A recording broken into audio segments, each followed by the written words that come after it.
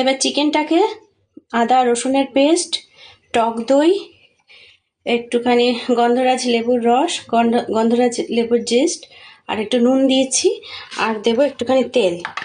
দিয়ে প্রায় 1 ঘন্টার মতো ম্যারিনেট করে রাখবো। করে 1 ঘন্টার পর রান্নাটা শুরু করব। এটাকে খুব ভালো করে মেখে রেখে দেবো। 1 ঘন্টা ম্যারিনেট করে রাখার পর রান্নাটা শুরু করে দিয়েছি।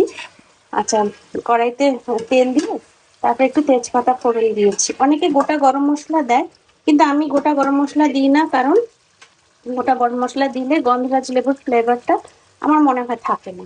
আচ্ছা, তারপরে একটুখানি পেঁয়াজ ভেজে নিয়েছি তেলে তেজপাতা দিয়ে, আর পেঁয়াজ আর লঙ্কা বাটা দিয়েছি। পেঁয়াজটা লাল লাল করে ভাজার পর পেঁয়াজ লঙ্কা বাটা দিয়ে ভালো করে কষিয়ে নিয়েছি। কষিয়ে নেওয়ার পরে ওই তেলের মধ্যে দিয়েছি সামান্য জিরের গুঁড়ো, সামান্য ধনের গুঁড়ো, লঙ্কার গুঁড়ো, হলুদ আর নুন, আর সামান্য অল্প একটু চিনি দিয়েছি। এতে চিনি দিয়েছি, গুড় দিইনি, অল্প একটু চিনি দিয়েছি। তার কারণ হচ্ছে যেহেতু টক দই আছে, তারপরে গন্ধরাজ লেবু আছে, সেই জন্য যাতে টক না হয়ে যায়, টেস্টে যাতে ব্যালেন্স থাকে সেই জন্য। এবার কষাচ্ছি আমি। আর চিকেন আমি যখন কষাই ঢাকনা দিয়ে কষাই না, ঢাকনা খুলে কষাই, তাহলে চিকেনটা ভালোভাবে ফ্রাই হয়ে যায়, ভাজা ভাজা হয়ে যায়, কারণ ঢাকনা দিলে অনেকটা জল বেরিয়ে আসে।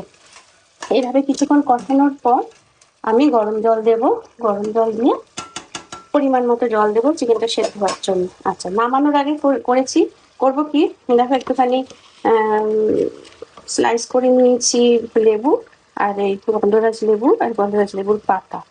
ঠিক নামানোর আগে এই লেবু আর লেবুর পাতাটা দেবো, দিয়ে একটু ফোটানোর সঙ্গে সঙ্গে অফ করে দিতে হবে, কারণ তা নাহলে তিতো হয়ে যাবে। তা আমি তো এইভাবে করি গন্ধরাজ চিকেন। তোমরা কে কিভাবে করো একটু আমাকে রেসিপিটা শেয়ার করে দিও। তো চলো রান্নাটা করে নিই।